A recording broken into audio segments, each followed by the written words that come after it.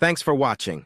There is hope in Jesus Christ. He will never leave you or forsake you. Like and subscribe and join our Discord for friends and more. Led under that assumption. You could say he was wrong. That's fair to say that he was wrong, but I don't think it's fair to say he did anything wrong or that he was out of pocket here. I think that it's far more reasonable to say, okay, I had a reasonable expectation that we were inside of an actual relationship, moving towards that, because that's all of the signs, all the signals, all the everything. We're demonstrating that. Now, what else do you have except that conversation intuition? What else do you have? Respectfully, what was the signs? Because if I'm inviting a woman to eat and she shows up to eat, wasn't signs. But he didn't explain nothing. That's what he said. So we just assume he's telling the truth. I'm not going to do that. I don't assume people telling the truth. What I heard was I took her out. What he said. Okay. Right. What I heard was I invited her out to eat. She showed up and ate multiple times. And that, I feel like we're getting somewhere. That's not showing me anything. Now, if I took her to eat and she took me to eat, then I would say, oh, maybe she's into me because sex is off the table. We're not intimate. So if we're not having sex, what is she doing to show me that I have a chance with her besides showing up to eat? Nothing. So if you are believing that and thinking because she came to eat, which most people will do, and you think because she came to eat on your dime multiple times, that means y'all are going... Like for a year? That's all on him. What? I don't know no man who would do that for a year. I don't know, man. That seems... Would you do that? Would you do that? Well, I'm only taking the story at the value of the story. Though? So would you do it? Hang on. What I'm not doing is I'm not reinventing the story. I'm only taking it at face value and contending with what the guy is saying. Now we can add new inventions to the story in order to make it sound this way or that way. I'm literally only contending with what's being said, assuming that for right now it's true because we don't have anything else to match it against. Okay, so we don't. But as men, what do we say? We push back when women say believe all women. So I'm not gonna believe all men either. Based on what he said, I took her out to eat for a year, and she gave herself to somebody else. That's not what that means. When you say when they say believe all women, they're talking about a specific thing, which is SA, right? And so that's what the point of contention is there. I think, genuinely speaking, I do believe most men's experience in relationships over most women. To be honest with you, I really do. I think that was his chance to take that risk factor of waiting for her, knowing or not knowing that she has done something. But I feel like that's more on him on that part, but morally it's not right for her to do that either, in my perspective. But again, I just think it should have been brought up in the beginning. If that was that serious and that important to him, then it just should have been asked in the beginning if she was sleeping with other people or not. Apparently it wasn't such a big thing to her because that's what she's doing. I don't know. This I would say, right, I have to say is reasonable. It's reasonable to say, okay, in the beginning we've established firm boundaries, this and that. I understand the principle behind this and it makes total sense to me. But this is why I brought up the hypothetical of, for instance, if you had genital warts, would you disclose it? You say yes, and it's because you know that the person, if they're informed of that, is going to make a different decision because now they know the situation. I think it's the same thing in this instance, that there's some kind of duty or obligation here if you know that this person's moving towards a relationship but would not if you revealed that information, to reveal that information to them. That seems totally reasonable. Same thing if like a guy was a multiple felon. Wouldn't you want to know that 100% before establishing, or if they were guilty of domestic violence, you would want to know that, right? So, and the reason you would want to know those things is because that's the best way you can make an informed decision about what it is that you're doing. So I think that there's a duty and obligation to do that. So Andrew, let me ask you a quick question. Sure. Would you take a woman out on dates for a complete year and think that y'all going somewhere and y'all didn't do anything? What is Wouldn't take going her out on somewhere a to date you for though? 2 weeks, but whether or not I would. So to answer your question directly, right? Of course not. But the thing is like first and foremost, right? I'll make a couple things clear. So here's my olive branch to you.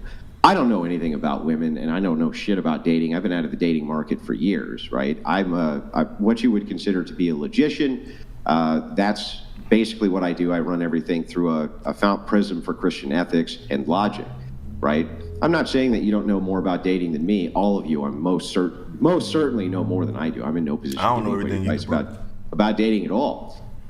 So that's kind of my olive branch to you. But I can just say here that what I'm not willing to do, if I'm just looking at it from the prism of who's doing the right things and who's doing the wrong things, from the moral prism, from Christian ethics, from these kind of standpoints, it seems to me that it's completely reasonable to believe a person's telling you the truth and to make inferences that if they know that you want to be exclusive and you know that that's what they're working for, even if you haven't established that boundary, that they have some obligation to tell you that, or they're in the wrong. I think that that's totally fair. Now, is that reasonable, or does it map onto the reality of the situation? No, probably not, right? So you're probably right there. Like, he should have known this, he should have known that. Maybe all of that's true, right? But I still think that I'm going to hold, if this is all true, her accountable for this, and not him, because I don't see what he actually did wrong. Okay. We are going to move it on. We are going to move it on here. We have a question here from Stifler. Ask everyone to rate their own looks on a scale of 1 to 10. Go ahead. 7. All right. What about you? I don't know, like maybe an 8. Mm-hmm. Okay. 10. All right. Solid 5. Okay. 9. 9. Okay. 7. All right. I would say a 5 or a 6. What about you? I say I'm a strong 8. Okay, I give myself a 5. Andrew, what about you? Well, with so many 8s, 9s, and 10s on the panel, I could just never be anything less than a 10 myself. Yeah, we got the 10, and then we got the 9. I just want to say, I think all the ladies here are 10s. I know. So Everyone said rate so low. yourself any less Just than the that. ladies. Just the ladies. Just them. Wait, question for you. Are all women 10s? Yes. Okay, are all men 10s? No. Yes. Oh, okay. Oh, that's at least You guys are 10s too. Now your attitude can make you less than, but we're saying look. No, but it's looks. 10. It's looks. Yeah. It's- Everyone here is a 10. Okay. But doesn't it defeat the point of the question? So you're saying that all people on planet Earth are of equal attractiveness? I would say everyone's a 10, but everyone also has their own opinion of beauty, right? So I might be Well, then everybody attracted can't be a to. 10. Because that would include you. You would have an opinion about beauty as well, right? Yeah, but my attraction to people is different than what, their actual beauty is. Yeah, sure. But if by using whatever the subjective standard is that you use to determine attractiveness for yourself, right, then you could not make the determination everybody was a 10 because you find some people less attractive than others. I wouldn't say that I find people less attractive than others. I just am attracted to certain people. Well, then that's finding some people less attractive than others. It means I have a type. Doesn't mean that they're less attractive. Yeah, so then the type that you're attracted to is more attractive to you than the type you're not attracted to, which means that you're attracted to some, not their mother, right? I don't think I would need to rely on someone else that's not their mom. I think, of course you might need daycare and nannies. Well, that's outsourcing, right? Okay, but I would probably go with one of my family members, and That's still outsourcing, right? How many kids do you want? probably just 2. 2 kids. Okay. All right. Can I ask something? Yeah. Are you saying it's not possible to have a career in kids? That's No, of course not. It's possible. I'm talking about what's optimal. You think that it's a good idea to outsource the raising of your children to other people? It's not a good idea. I'm Why sorry. would it I be? mean, men do it all the time, so I don't really see what your point is. What do you mean? I have What do you a mean comment. men do it all the time? Can men not have a career and raise kids? No. Are they not So that's involved in it? that's the optimal portion, right? Is that the man has a career, right? So last I checked, in case you don't know this, but men can't breastfeed, for instance. Women can do that. It's the healthiest way to raise a child is on breast milk, not with formula. We have all the scientific data in planet Earth at this point to prove that. So at least within the first year of the child's life, the mom probably should be at home with the child. If that is the case, then the father probably is going to be working, right? Yes, but I mean, Yeah, we've been doing it so- for centuries. Can you not breast pump and give the milk out? Yeah, outside of sometimes that? women have all sorts of different troubles with this. They can't produce enough milk, or they can't pump enough milk. There's all sorts of things which come up when it comes to breastfeeding.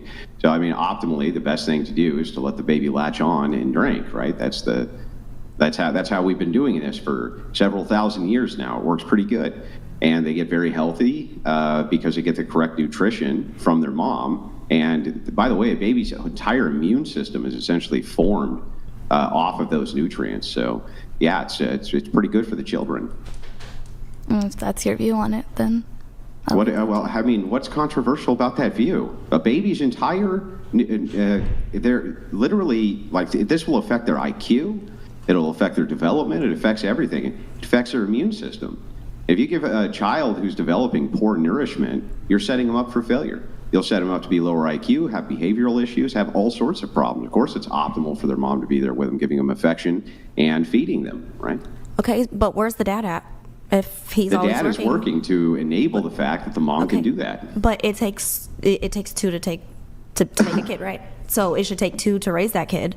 And if you need to reach out and if she wants to work because she doesn't want to depend on her husband, then her getting care for her child shouldn't be a problem at all.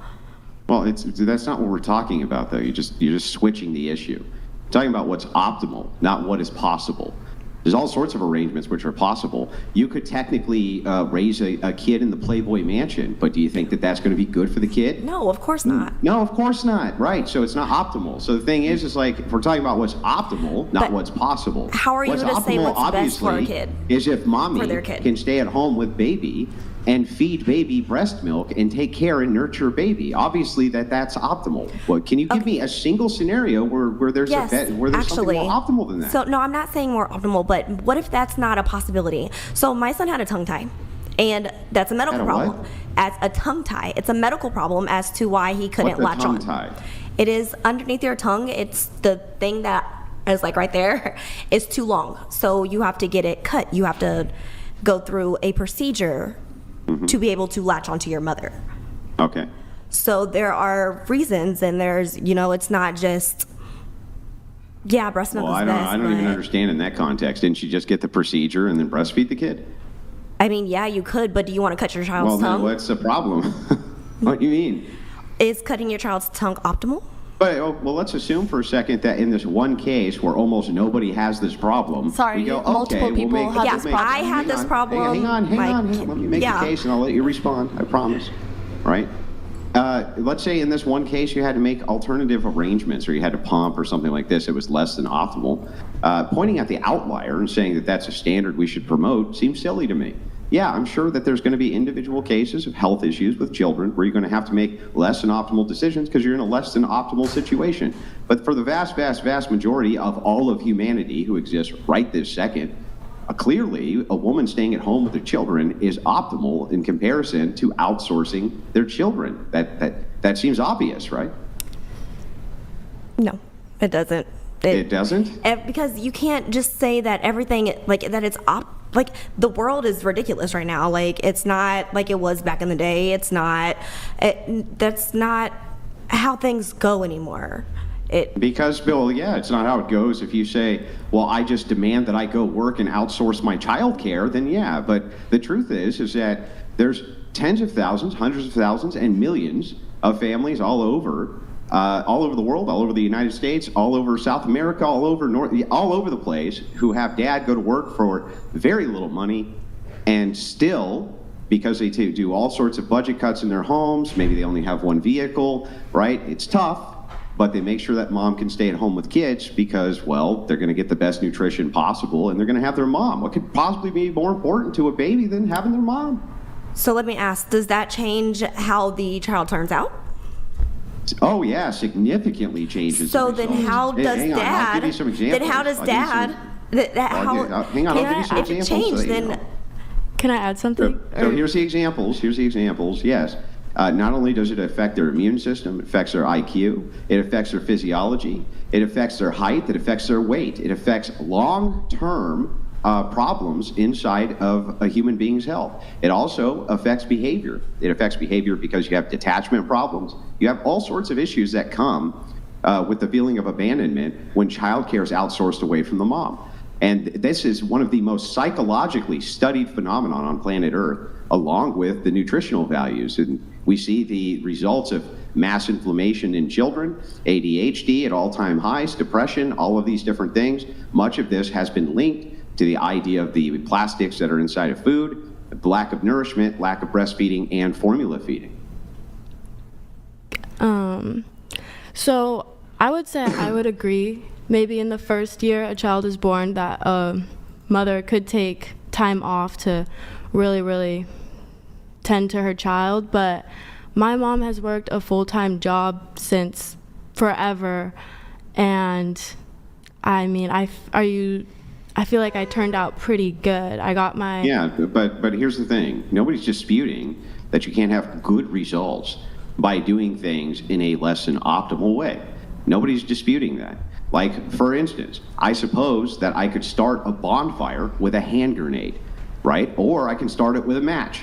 I would just say that starting it with the match would be more optimal than starting it with a hand grenade. The idea here, hang on, the idea here is just to say, right, that yes, you can have good results and good children and people who are even with that. But I'm just saying that if we look at the stats and the data, we can clearly see that most people have less than good results.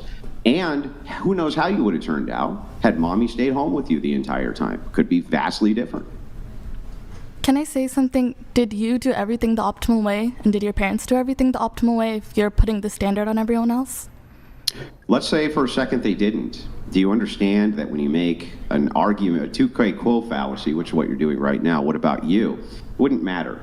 Let's say for a second my parents did the opposite. They were both feminazis and they ran around with blue hair, right? They hated their children. They thought I was complete scum and they completely malnourished me. What in the world would that have to do with what was optimal or what wasn't?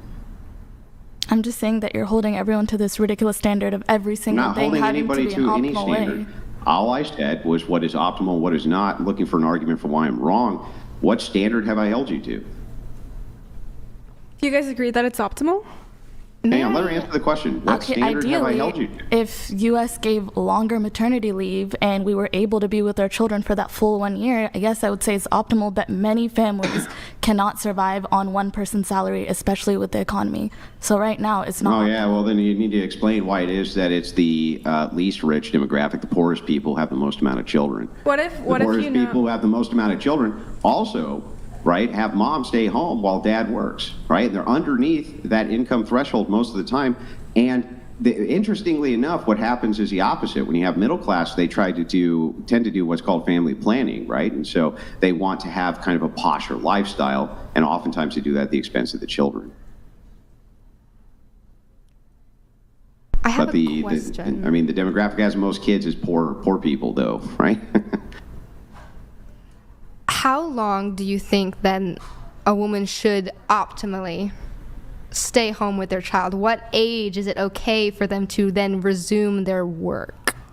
I think that they should stay home with them until they're nearing adulthood.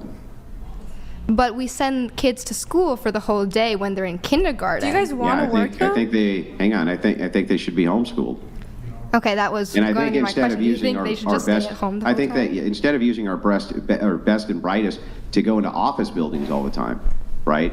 And go work as sandwich makers and work in the service industry, which is where we send them all the time, right? Most of them aren't being doctors and lawyers. They're mostly working as waitresses and in the service industry. I think instead of wasting women there, we should take our best and brightest and have them raising the next generation of the best and brightest. That's what I think.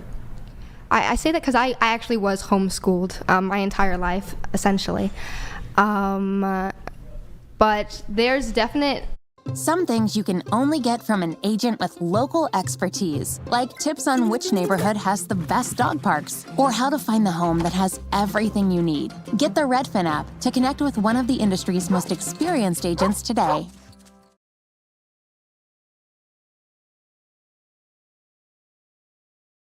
On Miro, teams work faster on the new Innovation Workspace. Innovation belongs on Miro.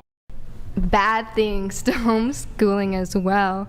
You don't get the social connect you need between people of your own age, so that hinders you completely. No, completely opposite. In fact, the public school system, because of the way that it's set up, if you homeschool, all of the extracurricular activities which your property taxes go to pay for, you can enroll your children in all of them without ever sending them to that school. So if you want them to be on the wrestling team, the football team, the volleyball team, the cheerleading squad, or any of these different things, guess what? you can just send them right along because your tax dollars pay for all that. The school can't tell you anything different if you're inside the curriculum. So that's completely wrong. The socialization aspect of it has been well studied. They're not antisocial. They graduate much earlier than children outside of the homeschool curriculum. They do better long-term in most longitudinal studies than people who go to public school. But I was homeschooled, yes, and that was not the case where I lived. Not to mention, I was not homeschooled by my parents. I was homeschooled by a computer, which is what a lot of homeschoolers are doing nowadays. They sit in front of their computers, their family still goes off to work. Yeah, what do you think you do in a public school? Okay, but that raises the same point then. Do you not feel more neglect if you're being kept at home away from everyone else and your family is then also You're not having being to do kept their away own from life? anyone else. So this is full of red herrings and kind of false anecdotes. How are you being kept away from everybody else because you don't have to go to a pee-wee prison where you're locked in a room for 8 hours a day, right, and forced to learn shit you don't care about? That seems like it's completely suboptimal, in fact. You know why that exists? That system exists because working parents need babysitters. That's why school lasts 8 hours, even though every single study we look at shows that young children do not do well when you go past somewhere around 3 to 4 hours of daily education. They don't do well. But we make the day that long so that parents can go and work and be cogs in the economy. Does that sound like it's a good deal? Doesn't sound like a good deal to me.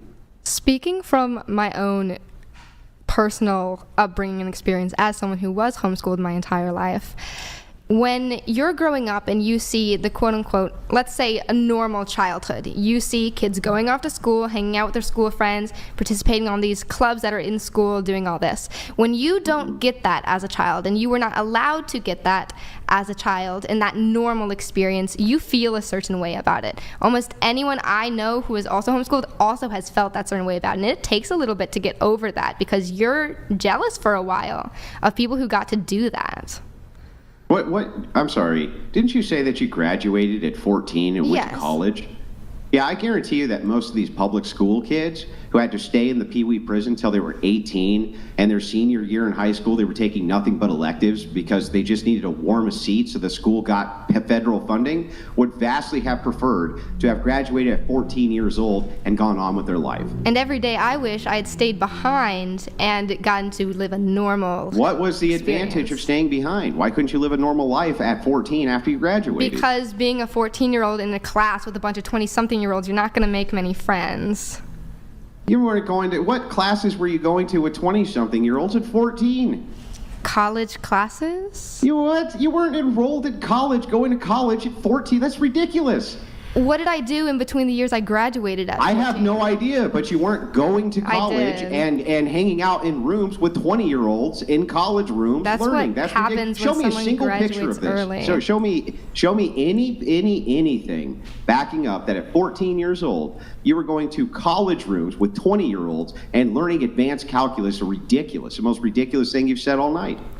When kids graduate early, are they then expected to just sit there and wait until they are of the normal college age to then attend college? No, the learning doesn't end just because you graduated. That is also absurd. You can take what are called college. You can take what are called college pre-prep classes. You can go to trade schools. You can do all sorts of different things with your education. You can't go to college preparatory. Why is the expectation that you sit there like a drooling idiot looking at the wall? Why can't you pursue you're music? saying Why can't you pursue art? Why can't you pursue cooking and other interests? Hang on, let me ask a question that you can answer. Why can't you pursue all of these things that you want to pursue exactly?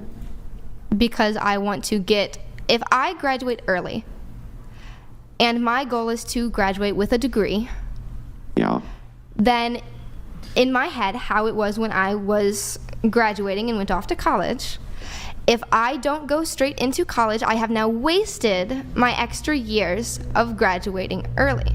Why?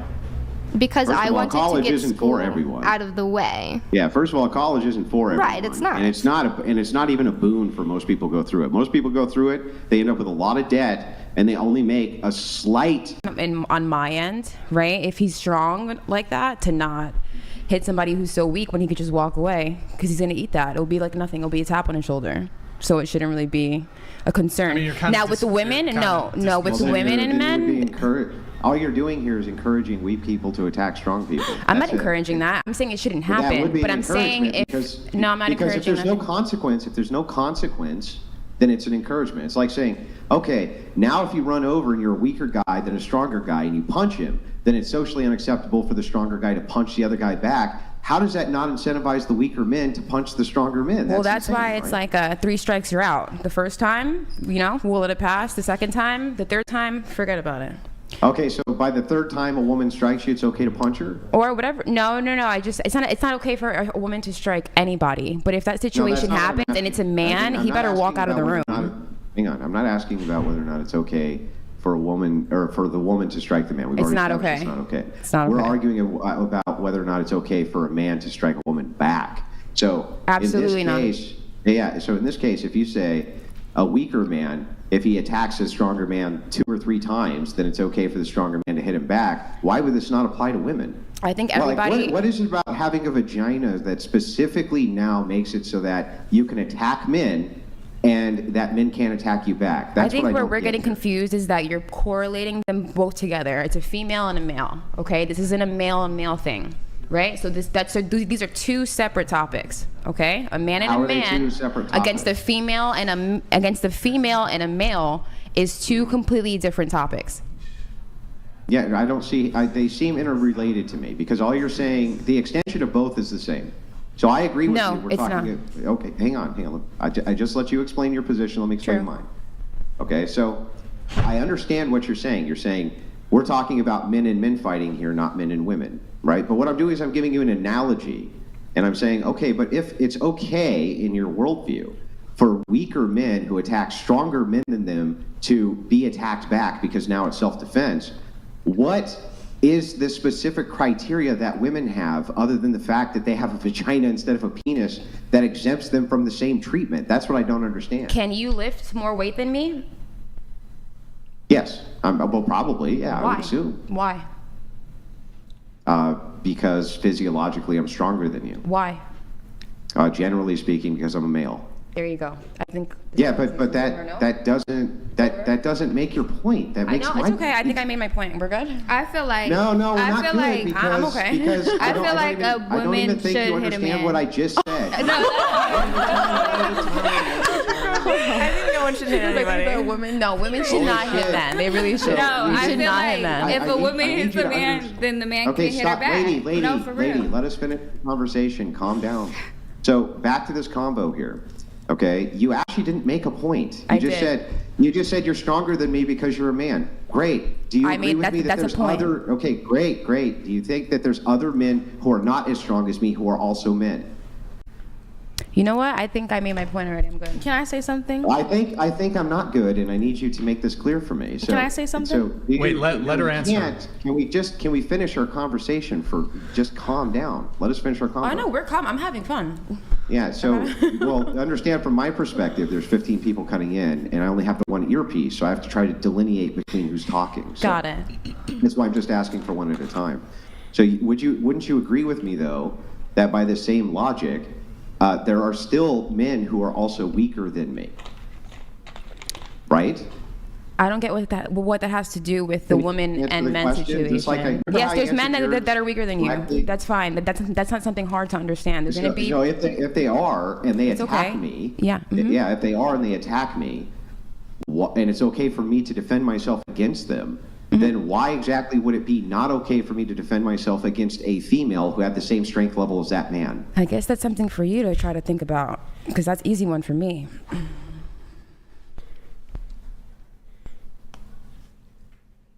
Okay. I don't really know where to go with that. Wait, did you get an answer, or do you want to?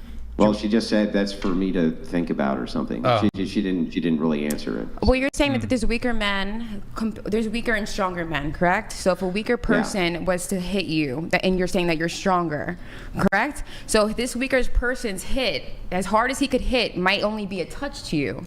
Your hit is going to be way, way more drastic, correct? Yeah. So what else do you have to have me explain to you? Yeah, well, the extension of your logic is that essentially, if weaker people attack you, you're not allowed to defend yourself against them. I didn't say that they're not allowed. I said that there's other things that they could do. Yeah, but you know how you discourage weak people from attacking people who are stronger than them? They're weak. I'm stronger than them, so I really wouldn't be worried about that. Yeah, but you know how you discourage that from happening? I want to discourage the stronger people from attacking me, not the weak ones. I'm not worried about that. Yeah, but the stronger ones in this scenario are not attacking you. That's all not right, so what's with happening. the weak They're ones being attacked, that are attacking me, I would tell them first as a warning, stop, because it's not going to be fun the next time. The second time it happens, I'm probably not going for strike 3. The second time is probably so then I'll hit back. wouldn't you draw the? Okay, that's fair. Fair. So wouldn't you just draw the same extension with men and women? The Absolutely first time the not. woman attacks the man, fine. The second time the woman attacks the man, he's not going to go for time number 3, right? A man should never hit a woman unless it's a dire thing. I don't get that. That makes no sense to me. Walk out of the room. Which would you rather? Would it make you feel better to hit back a woman, or would it make you feel better to leave and not have anything else escalate? You can't. First of all, I don't know why you're under the impression that you can always just leave. That's true. You're right. Like absolutely. this. You're absolutely correct. You know? I believe. I agree. Yeah, you can't always leave in a confrontation like that. And if a woman is attacking you and you can't leave, what is the problem with hitting her back? I don't actually understand that. Or how old are you? I'm 40. For a 40-year-old man to say, what is the problem with hitting her back? I think that's what this generation's lacking, no? Okay, well, for 30, which how old are you? 37? Or I'm 20, which, I'm 30, which I'm 32. generation? Or the one that I'm in now, because I'm dealing with 40-year-old men like this. This is why I'm not dating aren't you people. in your 30s? As a woman, 32 years old, should I be hearing you, 40 years old, saying it's okay to hit you? Straight into the mic. It's okay to hit me just because I hate you? Because yes, should I eat if that? If you want to be logically consistent, what you would say is I would never eat that. If a person attacks another person, they're asking to get hit. Now, yes. a woman on woman, yeah. No, regardless. Why suddenly is there some type of exemption that women get because they have a vagina if they attack a person? Because the person is stronger, that gives them exemption. Because everyone has free will. Free will. So if your free will wants you to hit her back, he's free to punch you back. If your free will wants to hit a woman back, that's on you. But with my free will, if I was a man who's 40 years old and my girlfriend hit me, right, 32, and I could walk away, I'm walking away. Because that's what a better man does. If I was a woman who was 32, I would be advocating that we didn't have a social system set up where strong people felt like they couldn't protect themselves because women were going to try to shame strong them people for doing know it. strong people know that they can protect themselves. Yeah, and you know how they do it? They usually punch people who attack them. That's how they do it. That's not a strong person. That's how they do that. That's not a strong person. It's a very weak one. Okay, well, I mean, I don't know how you would ever demonstrate that it's okay to just allow people to attack others and somehow, because they're stronger than them, they're not allowed to defend themselves. That's crazy. Hey, Andrew, I think it'd be interesting to just hear the other panelists' perspective on this. So, what do you guys think? Do you think... No, I have a question what do you guys for think? him. I think it's okay for a man to hit back. Here, before we get to your question, what's your perspective on this?